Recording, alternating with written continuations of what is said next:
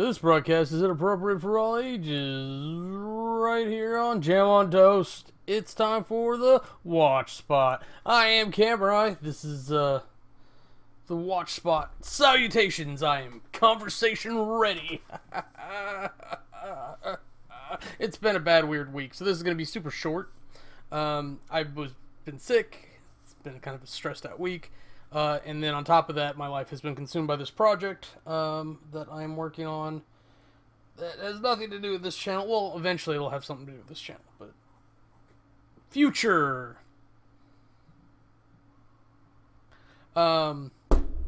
So there's not been a lot going on. I got a couple points I do want to talk about, but mostly I've just watched CBS. I think I missed. This is how bad it's been. Like, I don't remember. I don't remember if I watched CW last weekend or not. Like, I have no idea. I don't remember what's happening in any of those shows at this point.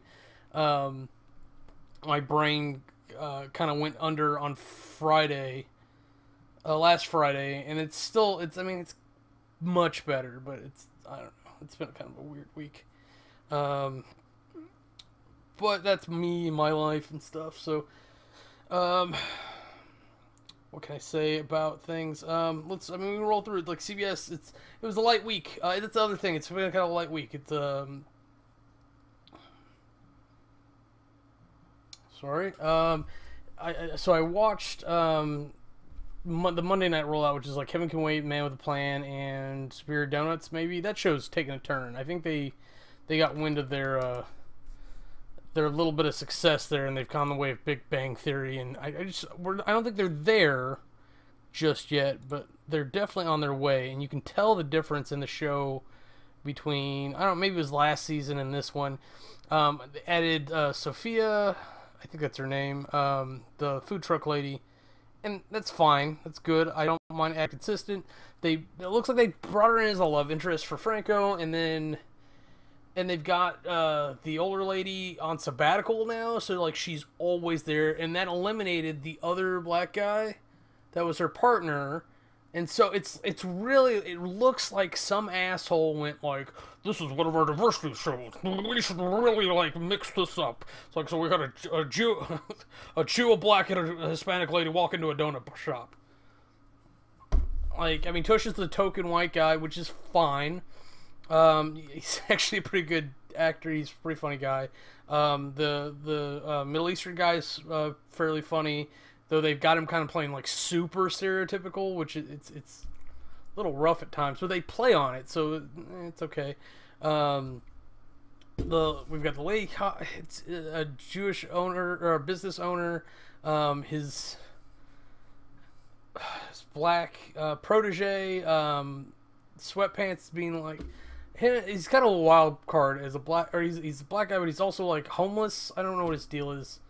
Oh no, that's right. They fixed some of that because yeah, he moved back in. Sorry, there was a whole episode of the Adventures of Sweatpants, basically picking up and improving his life. So I like what they've done on the show, and they're definitely self-conscious, which is what makes me look at it so hard because they tell you some of the things that they're looking at, and I just don't get it. It's like, what are we doing here? Why do we eliminate the cop and this and that? But the way people get written in and out of shows really bothers me sometimes. I don't understand it in its truest sense. Trying to think. Was it Last Man Standing? Last Man Standing, the Kristen, the older sister in the first season, I really liked her. It's not just because like she was cute or anything. I thought she did a really good job with the role. But near as I can tell, she did or did not blow the director, whichever one got her fired.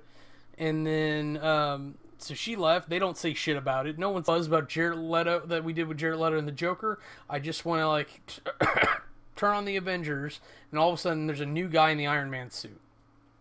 That's all I want. Because you could do it easily. I think you could go out and get a round of young actors to be new Avengers. If you're a comic book fan, you get that. But, to be new actors being the Avengers, and I think it would look fine. I think it would be great. Robert Downey Jr. is kind of a special case because he is almost a real-life Tony Stark, other than the science aspect of things. But it's cleaned up and working. and I don't want to see that go away for Robert, but he's tired of Iron Man, and I want to see him go ahead and get out of it. I want that transition to be so much faster. Okay, I'm gonna go back and roll over some of my other activity because, quite frankly, I don't remember watching all of this. But it's the 9th, so if we roll back to like the 2nd forward.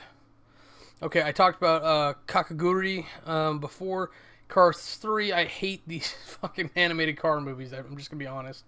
We watched Viral for Scary Movie Squad last week. Gonna watch Quarantine tonight. American Pie 2. It was nice to go back to something like that. And back when I was more in love with Allison Hannigan. Maybe it's just that character, really, because I didn't follow, honestly, a lot of her career. But the High School Band Geek was fun. I don't know. Like, I think reality seeped into her character more and more as she got older. But just the the ridiculous character of it, I honestly thought was sweet. Oh yeah, watched through some. I don't even remember what this is. The Cloverfield Paradox. Apparently, I watched this. I don't remember this. So that's the 3rd movie in the Cloverfield trilogy. But I don't remember it going to theaters. So, I've got to rewatch it. Maybe because it's rated TVMA, so maybe it's a straight to DVD or straight to video side story. Outcasts, after failing to strike a truce with their school's queen bee, two best friends lead a nerd uprising. Oh, this was fun because this has Eden Sher in it from The Middle. I thought that was interesting. And it's got the girl from Awkward in it as well. So that was cool to see. It's cool to see like actors like where you don't expect them. It's always fun. Kakaguri, I watched through some more of that. I can't take that show in large chunks. The gambling and the craziness of it. There's like she's basically a school police, but she's lost her friggin' mind. She's so crazy. It's my favorite character in that show. She has an eye patch on. I have no idea why she has the eye patch. I'm assuming it's because she was playing Russian roulette. She blew her eye out. Because that's her thing. She carries a gun around, and like to settle disputes, she'll play Russian roulette with people. And she got so worked up, like she had to play it by herself in the bathroom stall. Like it's like, wow, someone with actual problems. That's not just a pompous rich kid. I really like that character. It's like a shining beacon and all that. Just yuck. It's cool. It's cool to see how people break down games of chance, but unless you're just a gambling person, I don't know.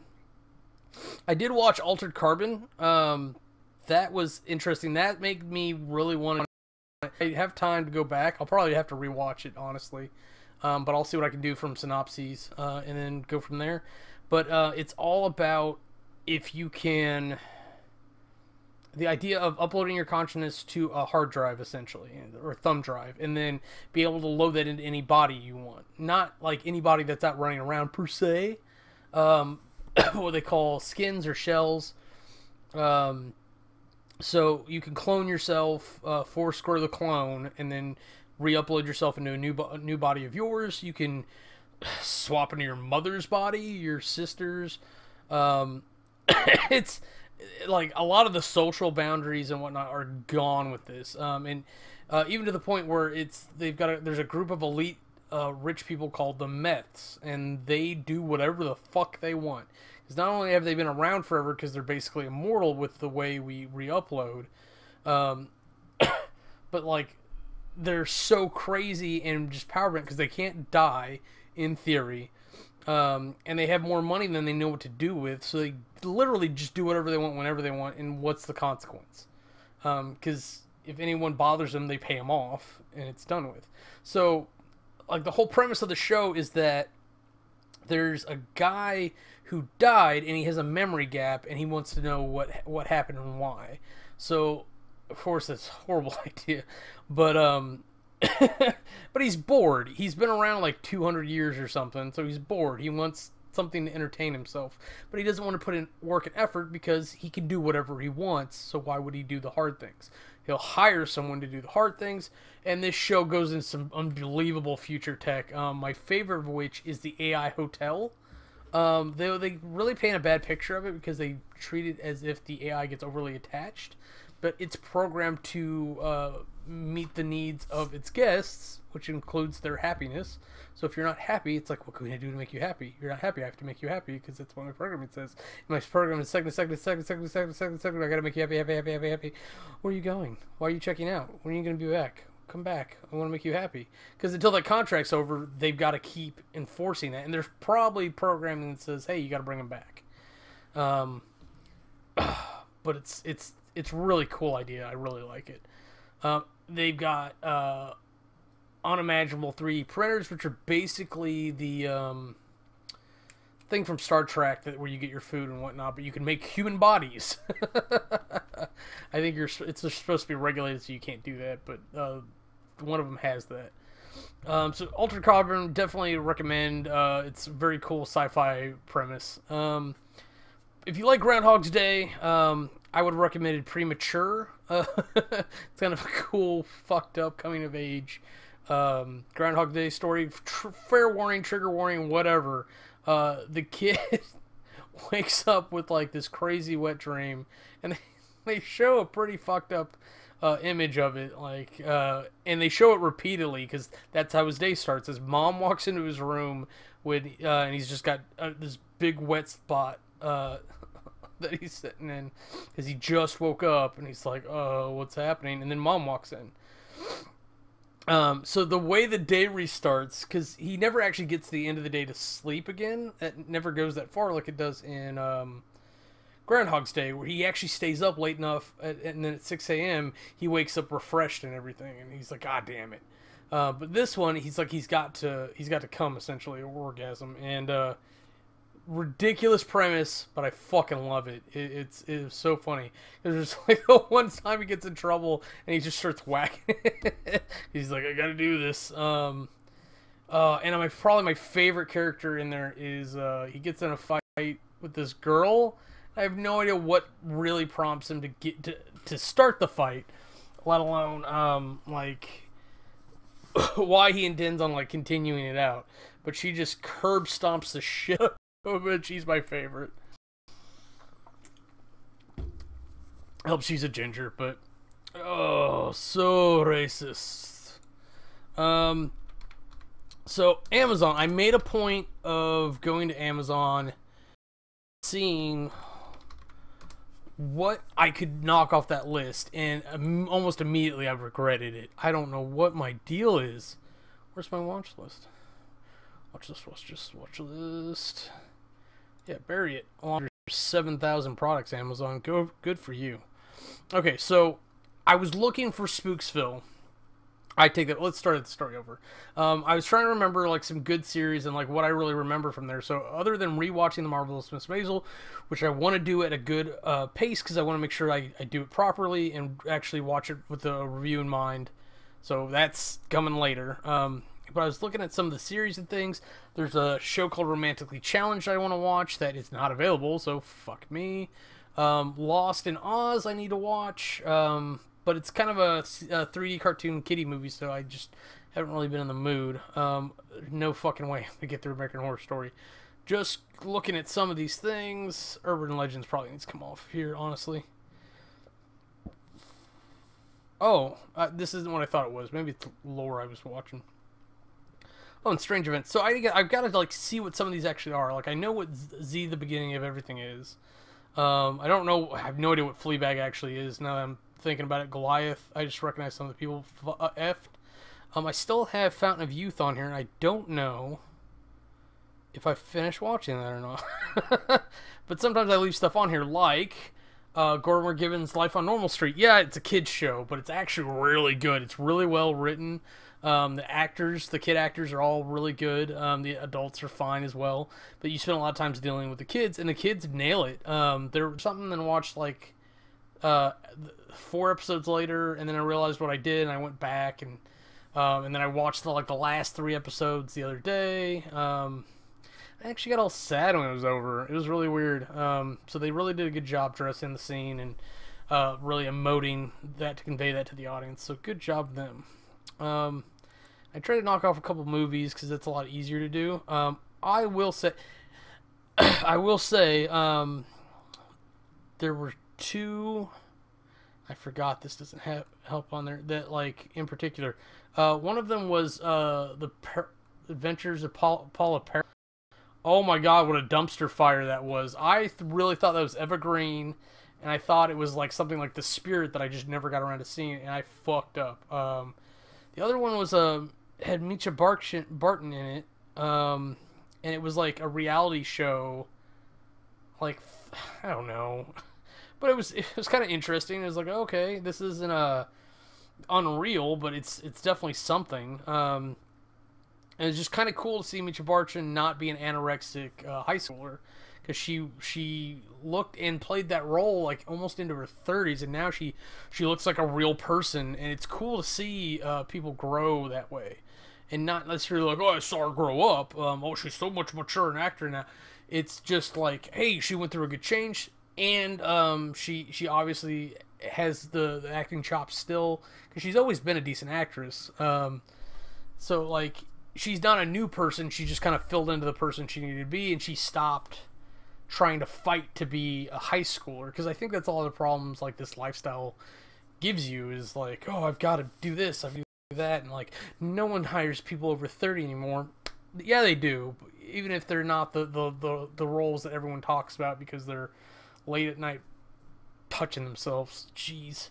And some of those ladies still do. Like, so if that's your perspective, that you need that reinforcement, just be one of those. Have goals, aspire. I really had another one. I can't remember what it was now.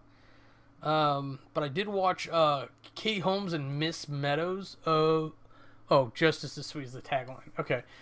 Fantastic movie. I did not see that coming. It's Kate Holmes on the cover, and she's got like this nice dress on, gloves, and she's kind of old dainty. I like dresses. I think women get off weight for it. Get off a lot easier on style and wardrobe. They have a lot more choices and things are built for them. And I would mind wearing dresses if I had those options, but dresses aren't made for men, my body style, so I'd have to go like make custom dresses and shit and be like, oh, look, I'm cute now. You have this problem, but so like, I don't know, like, I wasn't expecting that for the rarity of the case that you see someone in that style of dress. I figured it was either a period piece of being back in whatever, because it's too small to see the gun properly, and the gun kind of gives it away that it's later. So she the point of the character in the outfit is part of her character being an oddity. So I did talk about Premature, American Pie. There was something else. It was another silly party movie type thing. Can't remember. I do want to point out, I'll say this as much as I friggin' can.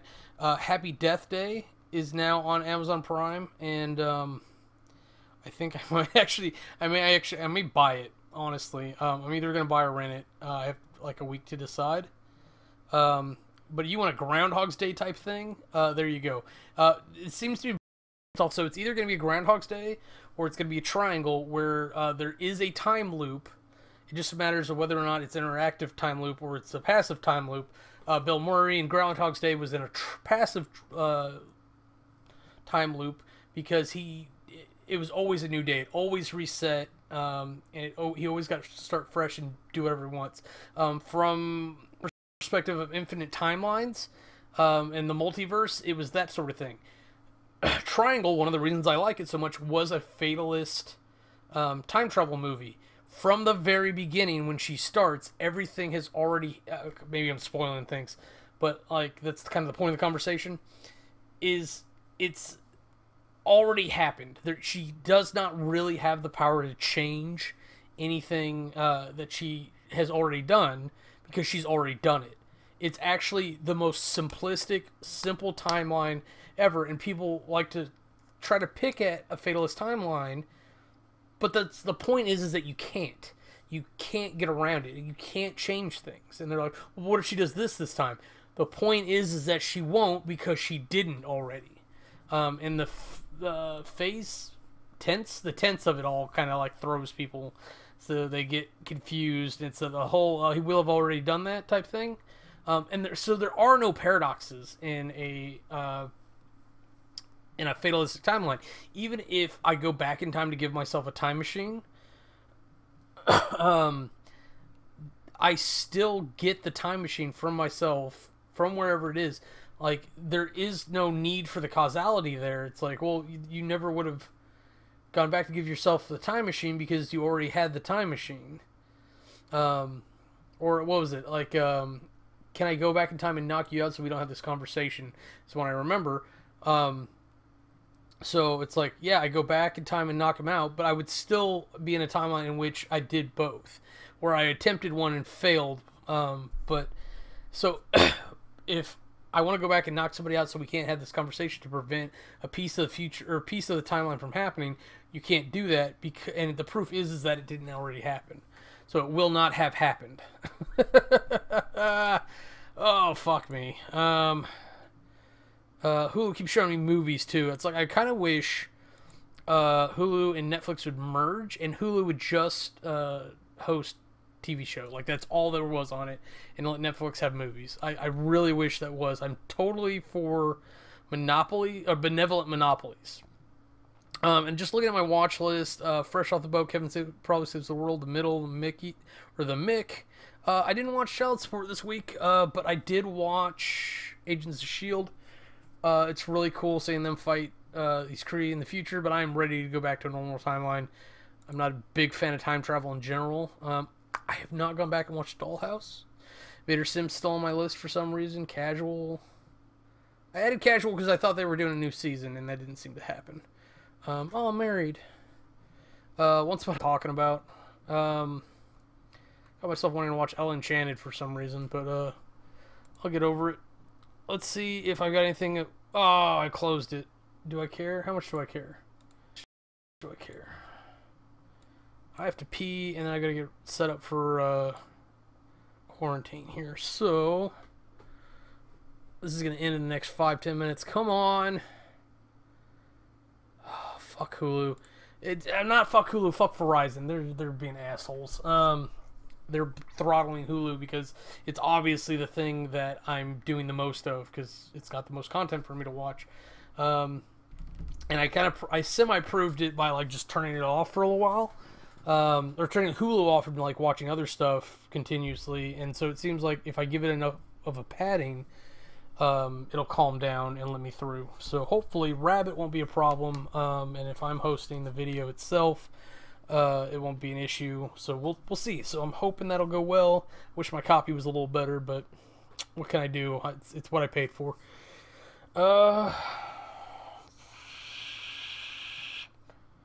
Yeah. So until you see me next time, garbage. That's all I want to end on. Until you see me next time, I am Kamurai. Have a nice day. If you want to see anything else we're up to, go to click the annotations and they'll take you to our other channels. Thanks for watching.